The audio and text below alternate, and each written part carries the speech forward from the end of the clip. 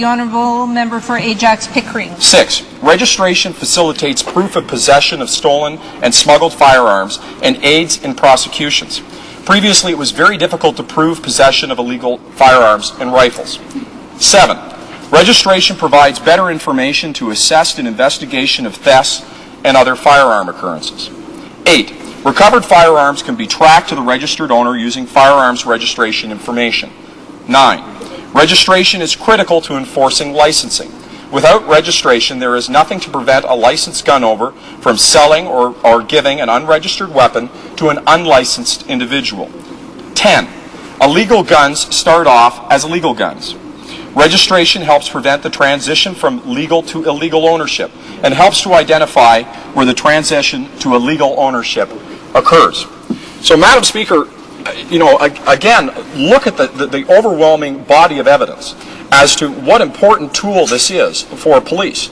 And as I said, these are not my words or something that I concocted. This comes directly from the Canadian Police Association and saying why they need this continued. Now, it would seem with all the evidence I've just presented that this would be a moot matter, that we wouldn't need a motion from the bloc to try to protect the registry or to deal with the issue of amnesty.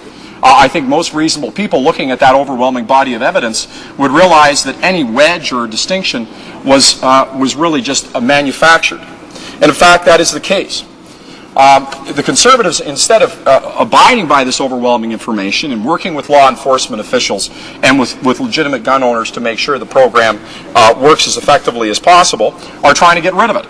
In fact, we see a private member's bill, C-301. This bill not only now deals with long guns, which I've been talking about for a few moments, but actually would gut the registry for prohibited and restricted weapons. It would cut the registry on things like handguns. In fact, the individual who presented this bill to the House of Commons was first going to be a speaker at an event celebrating the death of the registry, where the prize, the door prize, if you will, was a Beretta. And not just any Beretta, a Beretta that is advertised for its stealth. Now, you tell me, Madam Speaker, if you're a marksman who wants to go shoot at the range, what do you need a Beretta that's advertised for its stealth? The insensitivity is monumental. And where was this event? In Mississauga, in the GTA, in our neck of the woods where we've seen an incredible amount of gun violence. You can imagine the reaction. And if that wasn't enough, if all of that gutting and undoing of all of the good work I just talked about wasn't enough, this bill would even go further. This bill would undo it being illegal to transport a fully automatic machine gun. You got an Uzi? This bill would allow you to drive it through the streets on the way to the range. An Uzi, a fully automatic machine gun. This is what we're talking about. This is what the Conservatives are introducing. Now, in the Senate, because that didn't go over so well, as you can imagine, Madam Speaker, there were a lot of people who got upset about this, so they tried it again, where they introduced in the Senate a bill to try to gut the registry another way. Now, if I could refer again to the Canadian Police Association and their specific comments about the impact of Bill S-5, which conveniently was introduced into the Senate, where it almost stands no chance of getting passed, so you make you wonder if they really are just playing games or what their motives are here. But this is the words again from police. Bill S-5 will make it more difficult for police to investigate gun crimes and compromise public safety and police officer safety. Bill S-5 will repeal the requirement to register non-restricted firearms and the offenses and penalties for failure to register non-restricted firearms. In recent years, the current government has allowed those who have disobeyed the law to avoid compliance and prosecution by creating successive amnesty periods. We fail to understand why government would relax controls to favor those who deliberately choose to avoid accountability for their firearms. The second major point they make is eliminating the requirement for persons wishing to transfer non-restricted firearms to notify the register and introduce a new requirement that the individual seek authorization from the Chief Firearms Officer. This will devolve the responsibility from the provincial CFOs, who will be required to verify the recipient is licensed to possess the firearm and verify the firearm is non-restricted. As this verification will be for each and every transfer, it will be impossible to determine, however, whether or not such requirements are complied with, as records linking firearms to owners will no longer be retained. And they go on to explain in many other terms why S5 is so destructive. So why exactly is it that the Conservatives seek to gut something and destroy something that is so evidently, as I've just explained, needed for public safety and is such an important tool for police? Well, the reality is that there's a divide between the Conservative rhetoric on crime and the Conservative reality on crime. Well, they talk about being tough on crime. What they're really talking about is creating wedges, about being dishonest on crime, about trying to frame issues in a way that is all about politics and not about making our streets safer. And I think this is a perfect case in point. But let me give you another, Madam Speaker. Let's talk about the crime prevention budget. The crime prevention budget for last year was $43 billion. Of that, only $13 billion was spent.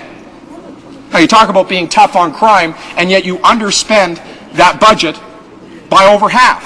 And in fact, when this party left office, that budget was up well over the amount that it is right now and was fully deployed and fully spent.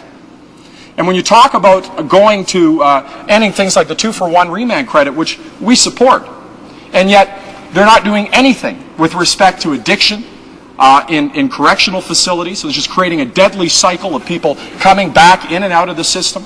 They're not doing anything about the mental health issues. You know, addiction is about 60% of those that are incarcerated are facing addiction issues. And yet we just keep throwing them back in jail, and they come out and they reoffend, and we throw them back in jail. Nothing's being done. So you can talk about being tough on crime. We're not afraid of being tough on crime. But you have to be even tougher on the causes of crime. You have to be tough at ensuring there aren't victims in the first place. And that is the abysmal failure of this government. And it's where their rhetoric doesn't match up to the reality. What we really have to do here, Madam Speaker, is ensure that we ask gun owners to be responsible. Just like no one likes to have to register their car. No one likes to have to register their pet. No one likes to file taxes. But if the government says, oh, you don't really have to do that, it's not important, then people naturally get conflicted. They get angry. But if presented with the facts, if we go to those good men and women who own firearms and present them all the facts I just gave today, and we collectively say as a body, this is something we need for public safety. This is something that we need to work with you to make sure that our communities and our streets are safer. This is something we need to prevent things like domestic abuse. This is something that we need when we're responding to a suicide call. This is information that is vital. If we present it in that way and we say, work with us, work collaboratively with us, let's make sure that we can make gun ownership as easy and simple as possible, but at the same time as safe as possible. If we approach it in that way, then we will be doing the right thing and we will be responsible. Instead, the choice to this point is to use this issue as a wedge, as a divide, to create false divisions, to try to separate rural and urban Canada, when the issues that face public safety, whether or not it's in a small town in Alberta or it's in my hometown of Ajax or in Pickering, are the same. It's time we were honest. It's time we were responsible, and it's time we cut through the nonsense rhetoric that is used on this issue. Thank you, Madam Speaker.